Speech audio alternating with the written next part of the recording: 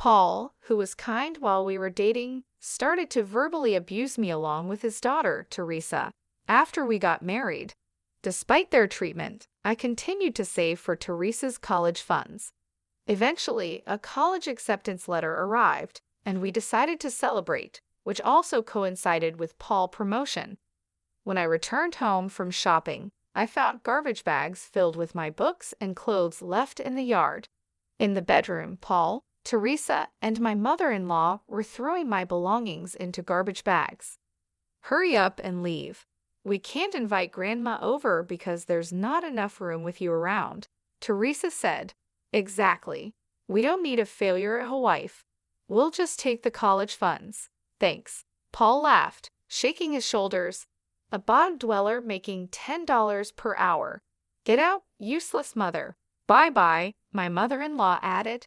Something inside me snapped then. "I'll leave," I said. I went to the yard and carried the remaining garbage bags to the car. Sitting in the driver's seat, tears of frustration overflowed. I bit my lip and vowed not to let this be the end. Remember this, I am Kelly, a 53-year-old housewife. 12 years ago, I met Paul, who was 44, through work. We got along well as we worked together. Paul, who was cheerful and bright, seemed dazzling to someone as introverted as me. When he proposed, I was flustered and wondered, am I good enough? During one of our dates, he revealed that he had a 9-year-old daughter, Teresa. I was surprised to learn he was divorced, but soon grew fond of Teresa, who was affectionate and innocent after meeting her nervously. Our modest wedding went smoothly, and our married life started off well. However, the happy days did not last long. I lost my parents to illness during my student days and was raised by my uncle and his wife, who ran a business, after accepting the proposal. I introduced Paul to my uncle and his wife after getting their blessing for our marriage. Next, we visited Paul's parents to greet them. When my mother-in-law learned that I was raised by my uncle and his wife, she seemed clearly displeased. Maybe because of that, she started to make snide remarks to me after we got married. She would come over unexpectedly to nitpick everything. "Kelly, there was a hair in the corner of the stairs. The bathroom mirror is dirty. Don't you clean it every day?" She would frequently scold. "It's outrageous that you work even though you have a small child. These days, everyone works even with small children. I switched to part-time so I could be home when Teresa comes back from school." I gently objected. My mother-in-law glared at me. "How dare you talk back to your mother-in-law, insolent wife?" I never asked why they divorced, but I could guess it might have been because of her nagging. "Come on, Mom. If both of us work, we can save up for Teresa's college funds sooner," Paul said. But as years passed, like his mother, Paul started to verbally abuse me as well. "You come back from work halfway through the day, and this is the meal you prepare. Don't you care to comfort your tired husband?" "I'm sorry, but it's tough to prepare 2 side dishes every day besides the main," I replied. "You just want to slack off. Everyone manages to do it," he said. My mother-in-law, who was a full-time housewife, never used store-bought prepared foods and forbade me from using them as well. So I found time to prepare meals in advance late at night or on weekends when the family was asleep. Just when I thought the issue was resolved, Paul started insisting on bringing lunch from home to save money, which of course I had to prepare, and he found fault with that too. The lunchbox contains frozen food, and the main dish is leftovers. "You're cutting corners too much. Preparing all the small dishes from scratch is hard," I said. "Don't talk back. You're the wife. You know I hate pre-prepared meals. Are you trying to annoy me?" Paul raised his voice. "No more frozen or ready-made meals from now on. But it's the wife's job to think about the family's health and prepare meals. Do you want to make me and Teresa sick?" "You're terrible," he continued. "I'm sorry, I understand. I'll do what you say from now on," I replied. Arguing back would only lead to hours of nagging, so it seemed better to comply quietly. It meant less time for myself, but it couldn't be helped. I had a hobby that brought me joy. After Paul and Teresa went to bed, I would jot down ideas in a notebook, imagining what it would be like if those things existed. This hobby, which I kept secret from them, was a great stress reliever.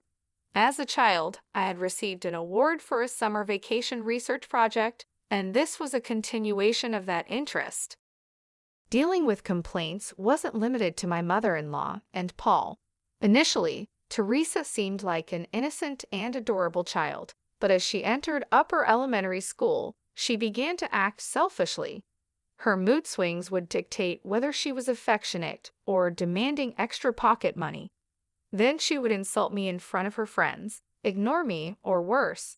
Being manipulated by Teresa's moods left me exhausted.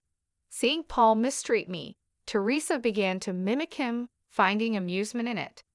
It was a phase of adolescence, and from Teresa's perspective, I was just the woman Dad brought home. Resisting was natural. If she wouldn't warm up to me, I thought I should try harder to get along with her. I made efforts to understand Teresa's feelings without scolding her harshly for misbehavior. Even when she hurled insults, I didn't snap back, but calmly explained, "It's not right to speak to someone older than you like that." I always attended school events and helped with homework after returning from work. Whenever Teresa was sick, I would take her to the hospital and take time off work to care for her. I had no experience in raising children, but I poured love into her because she was the child of the person I loved and raised her with all my effort. However, it seems my feelings didn't reach Teresa. As Teresa entered high school, she needed a lunchbox. Unlike Paul's volume-focused meals, the appearance and variety were important for a high school girl's lunch. I woke up at 6 a.m. every day, making the lunches with care. "Put fried chicken in tomorrow's. I want a hamburger in mine," they would request, making it quite a challenge. Yet they often came back with their lunchboxes untouched. When I asked why, they would say nonchalantly, "I was in the mood for pasta today," or "I passed by a store and suddenly wanted to eat bread." "I woke up at 6 to make these. I wish you would at least try them," I said. Upon hearing this, both quickly became sullen. "You change your mind about things too, don't you? Don't be so sanctimonious. It's annoying. A mother should naturally make lunches for her children." Teresa's hostile tone hurt me more than Paul's words. "Sorry," I said. When I apologized, Paul became even more arrogant. "Don't get cocky just because you made lunch. It's nothing special. You should be grateful we even eat it every day," he said. Their complaints about too many vegetables or the taste being too strong were the last straw. I felt more sadness than anger. Talking with Teresa and Paul always made me feel miserable. The promise of sharing household chores made at the beginning of our marriage was quickly abandoned. "Even if we both work, you're home by the afternoon. That doesn't really count as working. We get home in the evening. It's only natural for the person with the most free time to do the chores," Paul said. "I'm not free at all. By the time I finish cleaning and preparing dinner, the night is over," I explained, but my pleas fell on deaf ears. Even on weekends, when I asked if they would help, Paul and Teresa would either lay around with their phones, lying on the sofa, or lock themselves in their rooms playing video games. It was as if I didn't exist in their field of vision. "Hey, old lady, make me some tea," Teresa would say. "I want coffee. Bring it to the living room." "I'm playing games with Teresa," Paul would add. Teresa still refused to call me Mom, sticking with old lady instead. "Could you help me a little after dinner? I have a meeting with the Women's Association." I finally spoke up.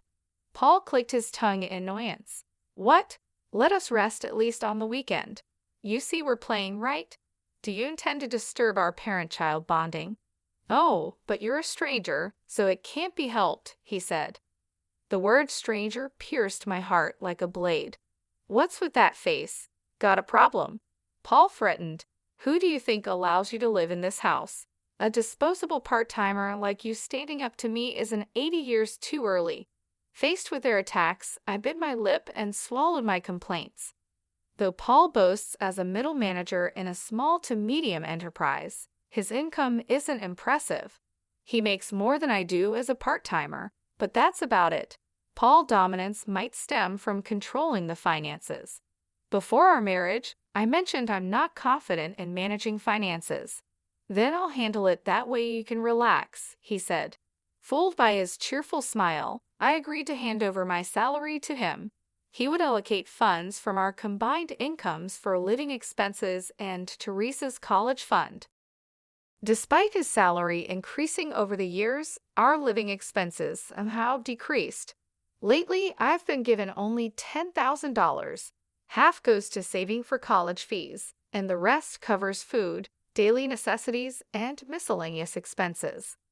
I need at least $5,000 more, and I want some pocket money for myself. Housewives don't need pocket money. Put the $5,000 for Teresa's education into the account first. I'll check every month, Paul said firmly.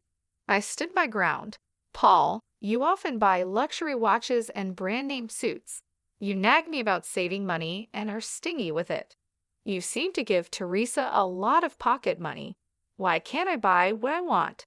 I desperately appealed to Paul. I work too. It's ridiculous to need my husband's permission to buy clothes or go to the hair salon. Both Teresa and I have our social obligations. You don't need to keep up with mommy friends. Dressing up is just a waste of money for you, Paul retorted. Teresa also joined in, looking pleased to participate. Children cost money. Stop complaining.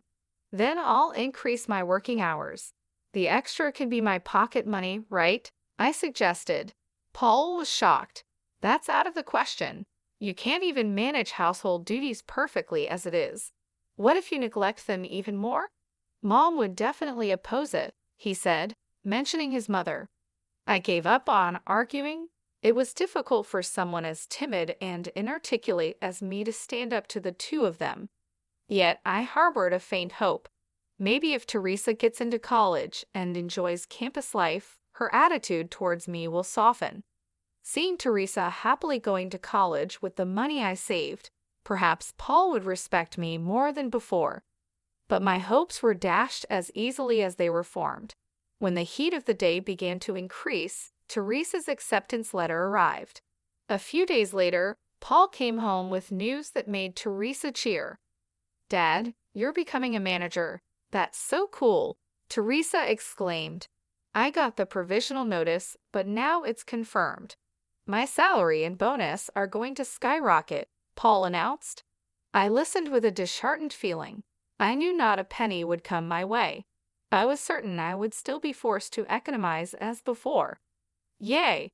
Buy me an awesome bag to celebrate. Teresa said. Of course. Let's invite Mom over tomorrow for a celebration dinner.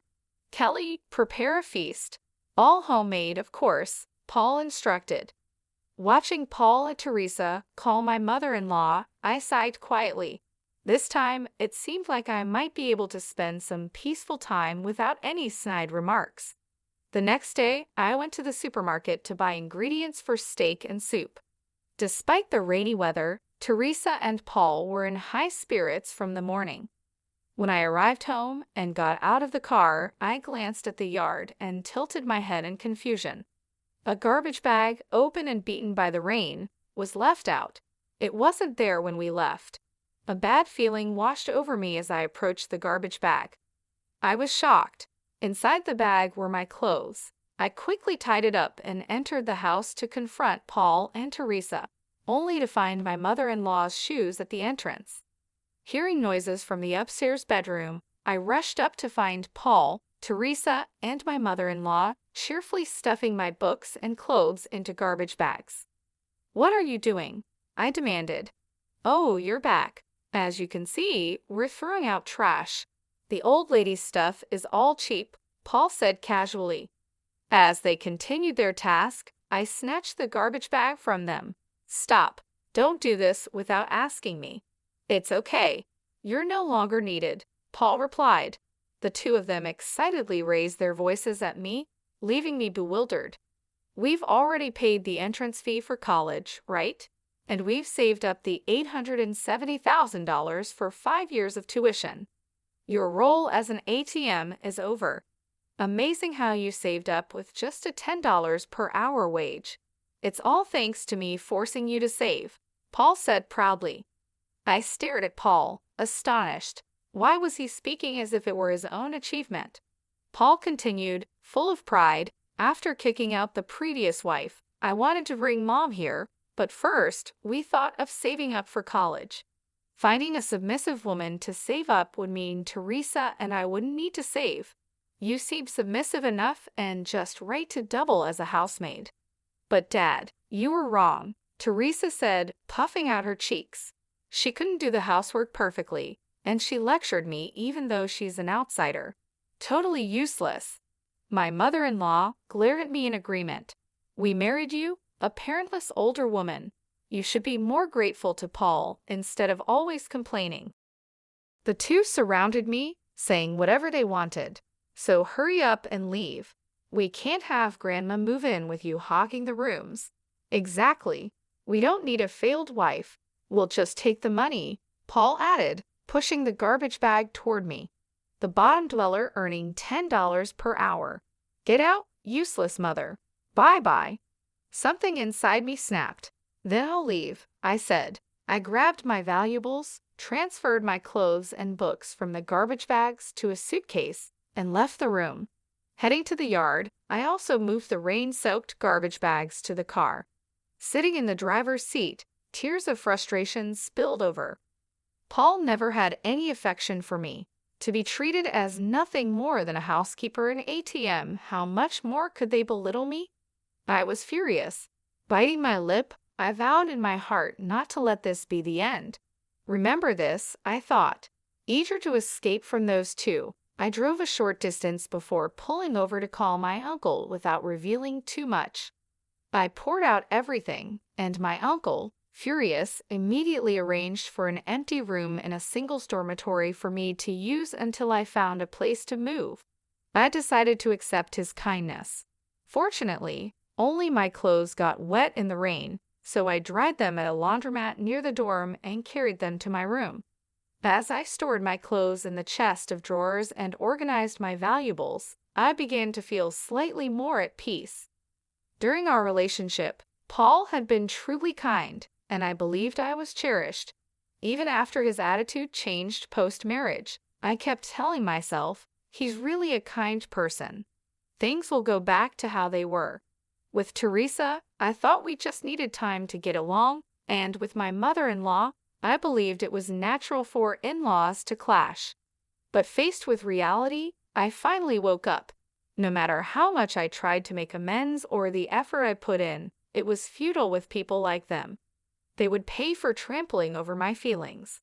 First, I visited my uncle's company to ask for a referral to a good lawyer. I went to the city office to pick up divorce papers and completed various procedures. Eventually, I received a message from Paul stating, I filed for divorce. After I left, neither Teresa nor my mother-in-law bothered to call, perhaps enjoying their life without me. A month of peaceful days passed until Paul contacted me again. I was working on my computer when I saw his name on my phone screen and decided to ignore it. I had been expecting his call, but I was busy. I let it go to voicemail. Soon, Paul's tearful voice came through. Kelly, please answer the phone. Something terrible has happened. After the call ended, my phone kept ringing persistently. Hurry up and come out. Help us. It's going to be bad if it stays like this. He left crying messages on the voicemail and called like a man possessed. Eventually, I gave in and answered the phone. What do you want, Paul? I'm busy. Can you get to the point? Paul hesitated on the other end, taken aback by my sharp tone. Oh, well, I called Teresa's college, he said, sniffling. They said she has withdrawn her enrollment, so she is not a student there. What's going on? Exactly as they said, I replied matter-of-factly. I canceled the enrollment. The prep money's gone, but they refunded the tuition fees to my account, which helps a lot. Withdrawal. Don't make decisions on your own. Paul yelled. Poor girl, she worked hard to get into college. Oh, really? I said, unimpressed. I didn't know, Kelly mocked. With the allowance you gave her, she was busy going to nightclubs and rock concerts until morning. Hardly the behavior of a student. That is, Paul stumbled over his words. I've never seen her study once. So you chose a college where money would do the talking, right? She studied when you weren't looking. College isn't just about studying. You've taken away her chance to learn other things, Paul argued heatedly. Oh, my mistake. It could have improved her twisted character, right? I returned his statement with heavy sarcasm. Why are you doing this? Do you have a grudge against us? Paul asked, bewildered. She told me to get out, called me a useless mother. Who does she think made her college possible? How do you think I felt saving up all that money? I said. Holding on to such words, you're petty. Well, there's money in the account, right? Paul replied. Yes, I said, and the call abruptly ended. Sighing, I returned to my work on the computer. Less than an hour later, the phone rang again. Reluctantly answering, I was greeted by a frantic Paul screaming, "Why can't I withdraw the money from your account?" So you couldn't. I feigned ignorance. Paul started to rant and rave. I was refused at the bank. Of course, I changed the account holder's name. You can't just do that. Ah, no. Kelly, where are you? Paul's voice sounded desperate, almost begging. Without money, Teresa will have trouble enrolling in another college next year. Return Teresa's money. Return it. That $250,000 is my money. I scoffed at the absurdity.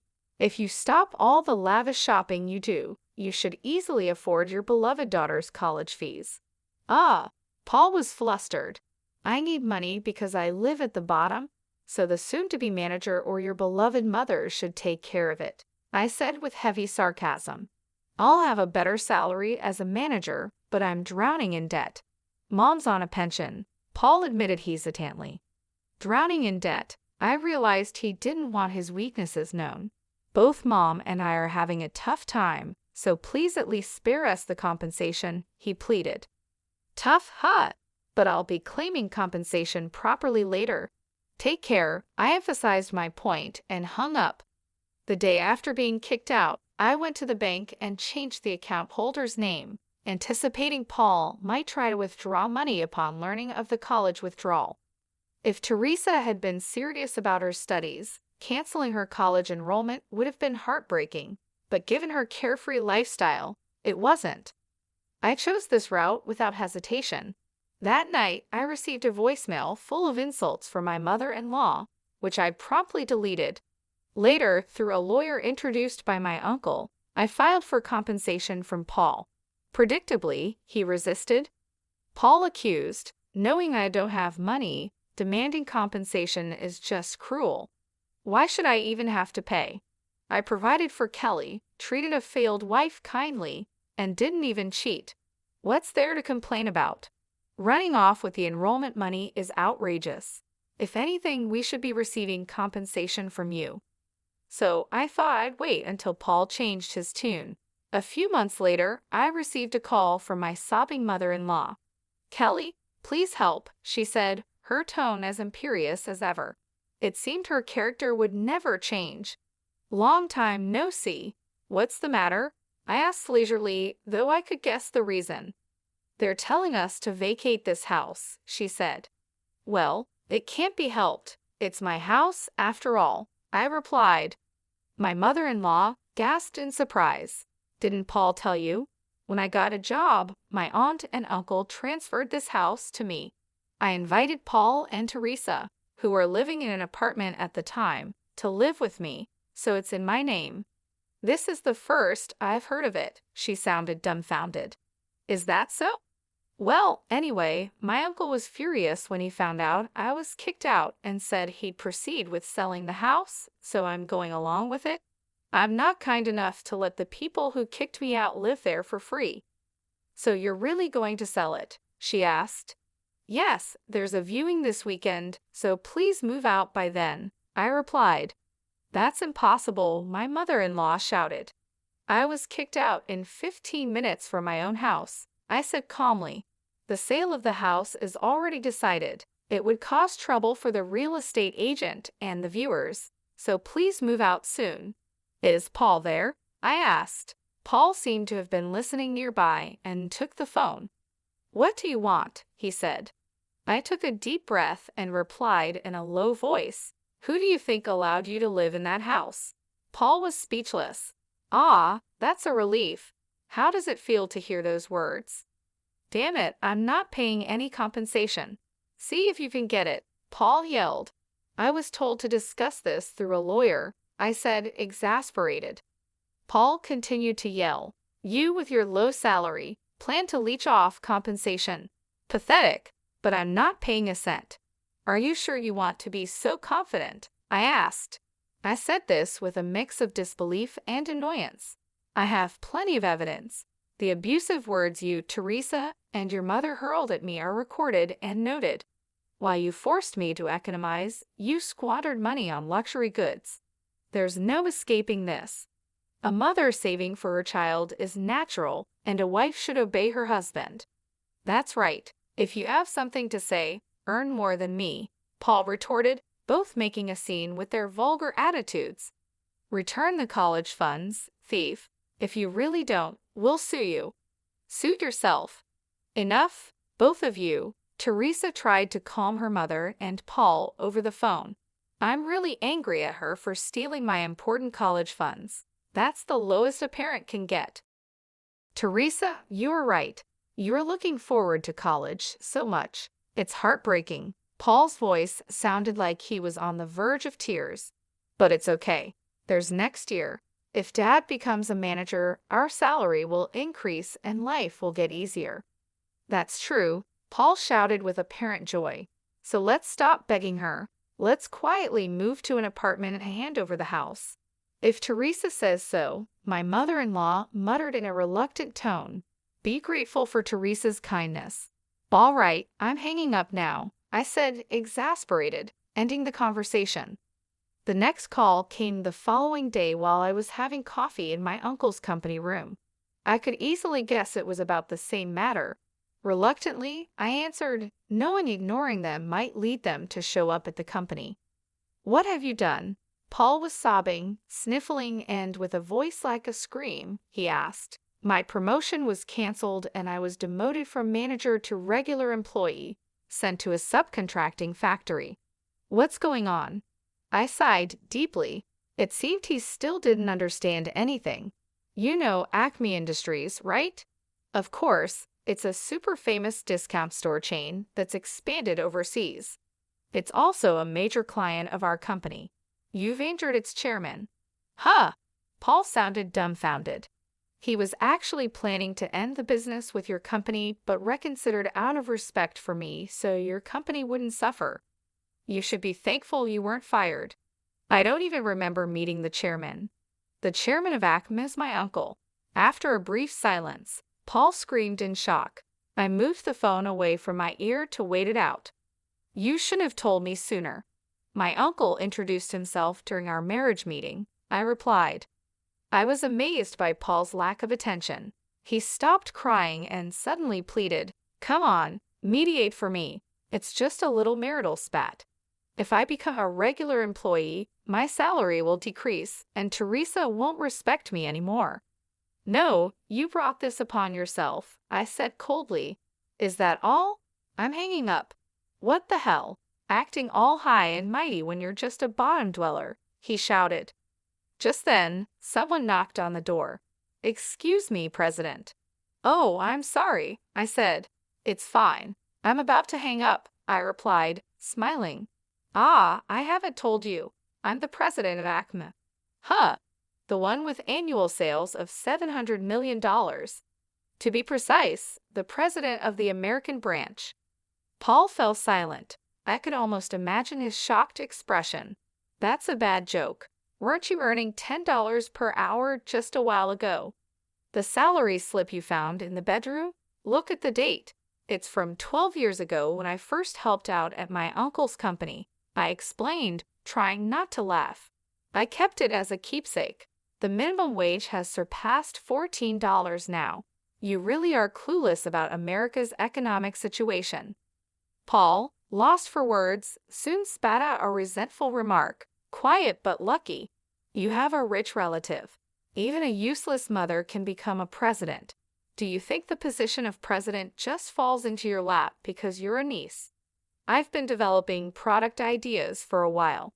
Some of them were approved in ACMA's planning meetings and became hit products. I was recognized for those achievements. You were doing all that behind my back, he asked. Do I need your permission for everything? I sighed.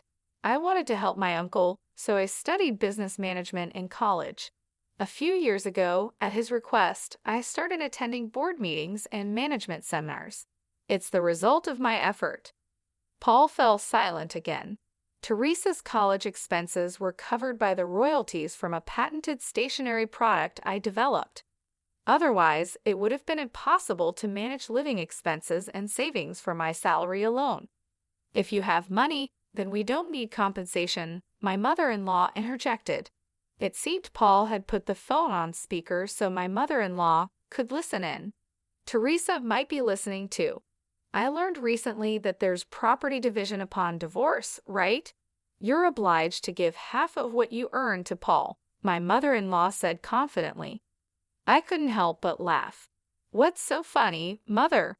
Property division is not an obligation but a right each spouse has. One can also choose to waive it, I explained. I could almost see my mother-in-law tilting her head in confusion over the phone. I'm refusing it, so not a penny will go to Paul. We can take it to court if you like, but I'm sure I would win. What? Mom becomes the president of ACMA and I get nothing. That's so unfair, I heard Teresa's disappointed voice. Paul remarked, Kelly, being the husband of a president means you can live in luxury. Forget about pride. This isn't the time, my mother-in-law urged Paul. Paul also agrees, right? Mom, Kelly, I apologize for everything. Let's start over. I won't treat you as a housekeeper anymore, Paul pleaded. Mom, I won't call you useless anymore. So come back. I want a high-rise condo for our next home. Faced with their outrageous demands, my laughter turned into disbelief. I can earn well on my own, so I don't need a useless husband. Compensation will be deposited into my account monthly. If you can't pay, your assets will be seized. Take care. Amidst their shouts over the phone, I hung up and blocked Paul, Teresa, and my mother-in-law's contacts. Paul, who had been showing off at the subcontracting company, ended up being fired after causing trouble. Struggling with living expenses, debt, and compensation payments, he now works non-stop at a factory on weekdays and a restaurant on weekends. Of course, they had to move out of the house and now live in a rundown apartment with Teresa and my mother-in-law. Teresa, who planned to enjoy her college life, lost all motivation to study and lazes around at home every day. My mother-in-law, doing no housework, joins Teresa in mocking Paul for his low salary, leading to constant quarrels. Having secretly saved up money, I moved to a luxury high-rise condo and lived a busy life. I was worried about the backlash from other employees for a former regular employee becoming the president, but they welcomed me warmly. My contributions to hit products have played a significant role. Any gaps in my knowledge are covered by the executives. Free from worrying about Paul and Teresa's opinions, I'm glad to live freely. I plan to take care of myself while enriching both my work